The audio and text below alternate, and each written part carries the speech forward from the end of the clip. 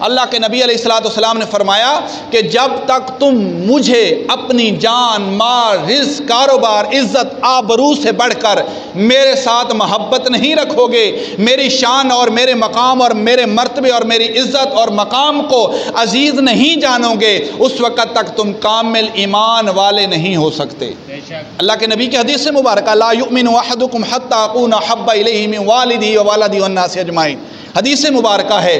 پھر اسی کے اعتبار سے حدیث مبارکہ ہے کہ اللہ کے نبی علیہ الصلوۃ والسلام نے فرمایا ایمان والو، خطبہ حجت الوداع کے موقع پر اللہ کے نبی غدیر خم کے موقع پر کھڑے ہو کے اعلان فرما رہے ہیں کہ اے مومنوں میں دو چیزیں تمہارے درمیان چھوڑ کے جا رہا ہوں، دو چیزیں چھوڑ کے جا رہا ہوں، غور کیجئے گا میری بات پر۔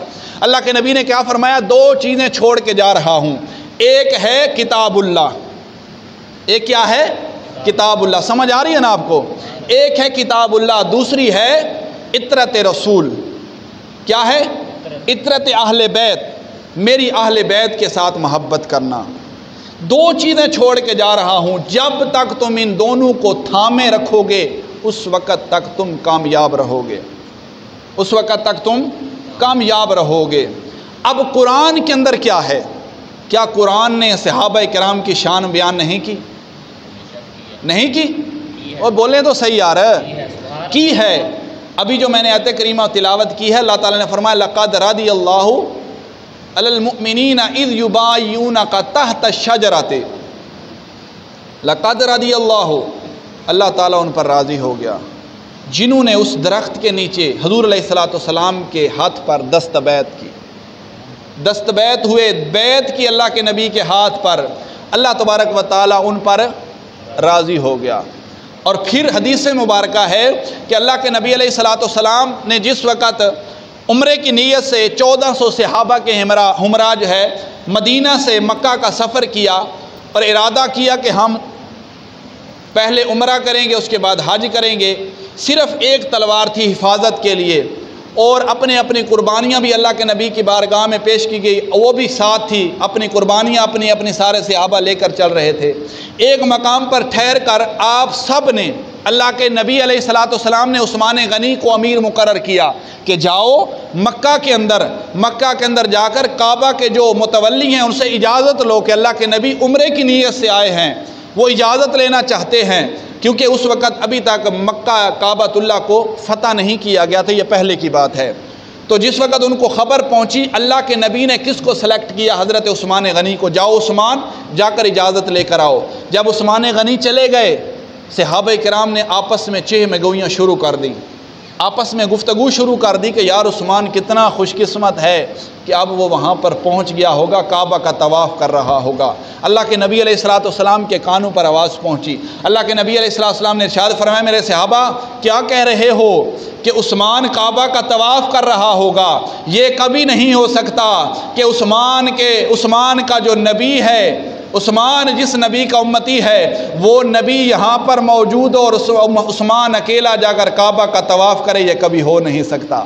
اور پھر معاملہ بھی یوں ہی ہوا، انہوں نے کہا، جو اس وقت کعبے کے متولی تھے، انہوں نے کہا اے عثمان تو یہاں آ چکا ہے، تو جا کر کعبے کا طواف کر لے، تجھے اجازت ہے، تیرے نبی کو بھی اجازت نہیں ہے، دیگر صحابہ کو بھی اجازت نہیں ہے۔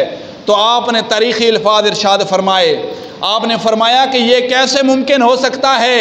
ایک مالک کے ہوتے ہوئے، ایک سردار کے ہوتے ہوئے، ایک نبی کے ہوتے ہوئے، میں اس کا ادنا سا غلام اکیلے میں جا کر کعبے کا طواف کروں، یہ کبھی نہیں ہو سکتا۔ پھر یہ بات سچ ثابت ہوئی کہ اللہ کے نبی کو اپنے اس امتی پر فخر اور ناز تھا کہ یہ کبھی نہیں ہو سکتا کہ عثمان جا کر اکیلے کعبے کا طواف کرے۔ شور برپا ہوا کہ حضرت عثمان غنی کو شہید کر دیا گیا۔ صحابہ کرام کے اندر غم و غصے کا اظہار ہوا، دیکھنے کو ملا، اور وہاں پر اللہ کے نبی علیہ الصلوۃ والسلام نے بیعت لی، سب صحابہ کے ہاتھ کے اندر ہاتھ دے کر اللہ کے نبی علیہ الصلوۃ والسلام نے ارشاد فرمایا کہ میں تم سے اس بات پر بیعت لے رہا ہوں، جب تک ہم عثمان کے خون کا بدلہ نہیں لیں گے اس وقت تک ہم کبھی پیچھے نہیں ہٹیں گے۔ اللہ کے نبی کو یہ بھی معلوم تھا کہ حضرت عثمان غنی زندہ ہیں، کیونکہ جو بیعت ہوتی ہے وہ زندہ کی ہوتی ہے۔ اللہ کے نبی علیہ السلام کے ہاتھ پر ہاتھ رکھے گئے، سب نے ہاتھ رکھے۔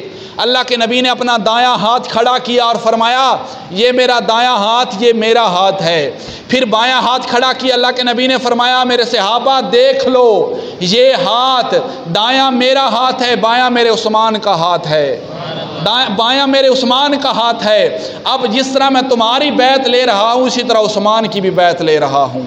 تو اللہ کے نبی مسلمانوں کا جذبہ دیکھنا چاہتے تھے کہ ان مسلمانوں کے دلوں کے اندر کتنا جذبہ ہے صحابہ کی محبت کا۔ تو میرے دوستو، صحابہ کرام کی محبت کا جذبہ اور ہمارے اندر جنون اس طرح ہونا چاہیے کہ جو بھی صحابہ کا گستاخ ہو، جو بھی اہل بیت کا گستاخ ہو، ہمارا ان کے ساتھ کسی قسم کا کوئی کمپرومائز نہیں ہونا چاہیے، بالکل کمپرومائز نہیں ہونا چاہیے۔ ڈنکے کی چوٹ پر میں نے حدیث مبارکہ آپ کو سنائی ہے کہ جو صحابہ کرام کا گستاخ ہو، اللہ کے نبی نے ان کا جنازہ بھی نہیں پڑھا۔ تو ہم نے بھی اپنے اس اعتبار کی حیثیت کے اعتبار سے اس چیز کو غور کر کے ہم نے بھی اپنے آپ کو بدلنا ہے۔ ہم نے جو ایمان کی، جو اسلام کی ہمارے اندر شمع ہے، اسے اس طرح روشن کرنا ہے کہ اس پر کوئی غیر دیکھ بھی نہ پائے، کسی غیر کی آنکھ بھی نہ ٹک پائے۔ تو ہم اس وقت محبت کے صحیح دعوے دار کہلائیں گے۔ دو چیزوں کو ہم تب ہی تھامیں گے جب ہم قرآن پر بھی عمل کرنے والے ہوں گے، ہم اہل بیت کے ساتھ بھی محبت کرنے والے ہوں گے۔ قرآن پر ہم تب ہی عمل کریں گے کہ جس کا ذکر قرآن نے کیا ہے، جن صحابہ کی شان اور عظمت اللہ کے قرآن نے بیان کی ہے، ہمارے دلوں کے اندر ان کی عظمت اور شان بیان کرنے کا عشق اور جذبہ ہونا چاہیے۔ اللہ تبارک و تعالیٰ سے دعا ہے کہ اللہ تبارک و تعالیٰ ہمیں حق بیان کرنے کی توفیق عطا فرمائے۔